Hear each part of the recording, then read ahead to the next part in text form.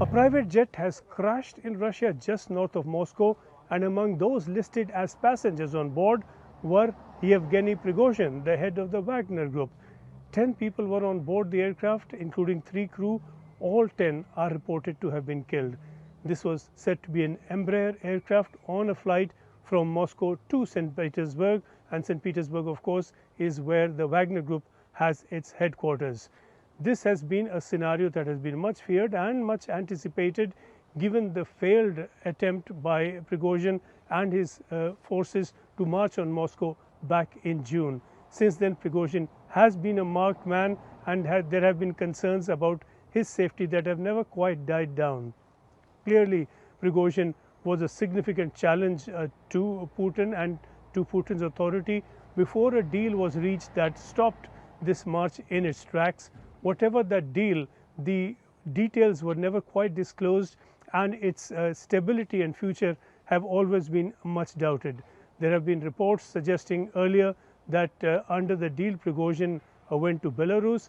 That never was quite verified. In any case, he did return to Russia, if indeed he did go to Belarus for a long stretch as reported earlier. But the fact is that his whereabouts have been a bit uncertain. No one has quite known where he has been, what he has been up to. There have been sporadic and patchy revelations and statements here and there, but nothing that has been very clear or confirmed. This now would indicate that there has been a good deal of upheaval within Russia around him. It was reported by Russian television that Putin is unforgiving of those who rise against him. In spite of that, we were told that there has been an agreement reached and Prigozhin and his forces forgiven. No one was quite convinced that that is the case. Now there are renewed questions about what has happened, and renewed questions further what Wagner and Wagner's leadership would do under the circumstances, whether they would continue to rise in revolt under some other leadership or be absorbed in the Russian military as planned earlier, or simply dispersed and silenced. But this is again an uncertain time in Russia. Russian authorities say mercenary chief Yevgeny Prigozhin was listed as a passenger in a fatal plane crash, about 2 months after the mutiny he led that brought the country into a crisis. This unverified video from a Russian news outlet is said to show the moment of the crash. Reuters used satellite and street view images to confirm the clip's location, but could not immediately confirm that Prigozhin was physically on board the aircraft. According to Russian authorities, the crash happened Wednesday evening north of Moscow, leaving no survivors. 10 people were on board the plane heading from Moscow to St. Petersburg, 3 of them crew members. State media is reporting that 8 bodies were initially found at the crash site, with search and rescue operations underway. Data from online tracker FlightRadar24.com shows a plane heading northwest and then shortly after 6 p.m., suddenly disappearing. Prigozhin soared in prominence after Russia's invasion of Ukraine last year. The 62-year-old's fighters led the assault on the city of Bakhmut in the longest and bloodiest battle of the war.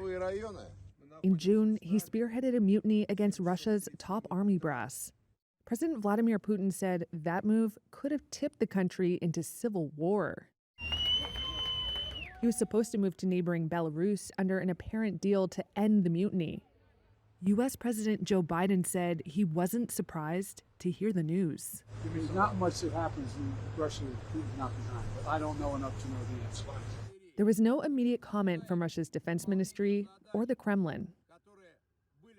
Yes, would Putin have done this? Well, he has certainly the Russian security forces have a history of poisoning people at home and abroad, and political opponents or people that Mr. Putin has previously called traitors. And he has, of course, called Prigozhin.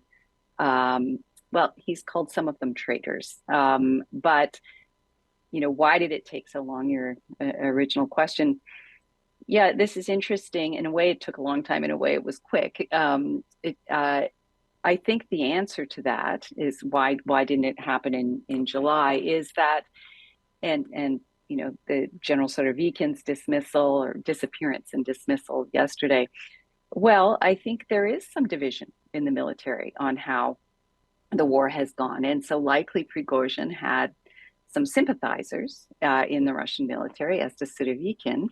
And so making sure that those people have been demoted or removed, and this has happened actually with some members of the Russian military a little lower down over the last month or so. So I think that's probably why it has, and also making sure they know where the bulk of Wagner forces are.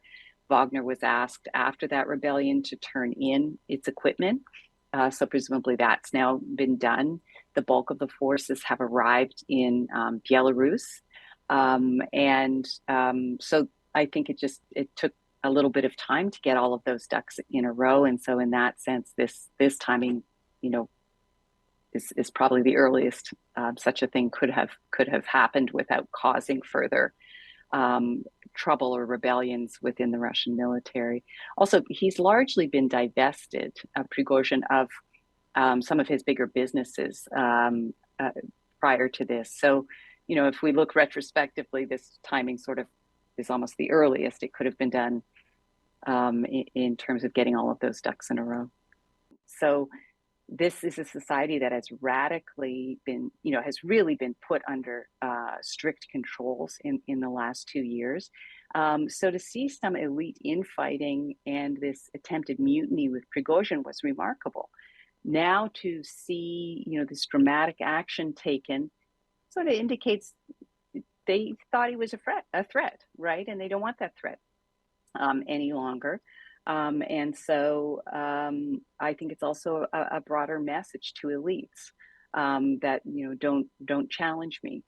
I think a dictator tends to say that when they're feeling insecure, and so as I said, I think it indicates instability in Russia. Russia's not a country we necessarily want to see unstable and broken apart. Because of the nuclear weapons and who gets those. So the fact that there is some division in the military, and I think this was pretty plainly seen in June, is worrisome for the stability of the country. Now, on the upside, if it meant the end of Putin and suddenly the start of a liberal democratic regime, well, okay, great.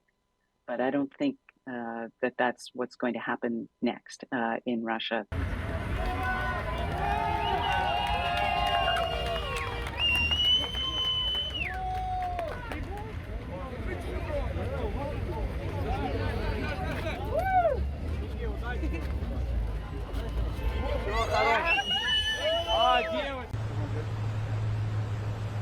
Mr. President, do you have a reaction to the plane crash in Russia?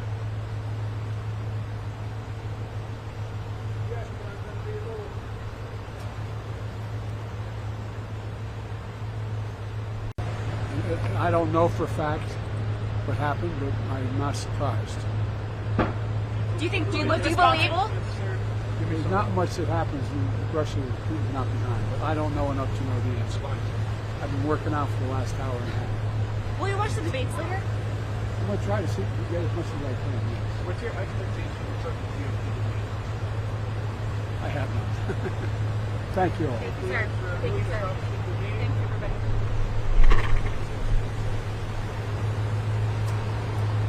All right, you guys got it out.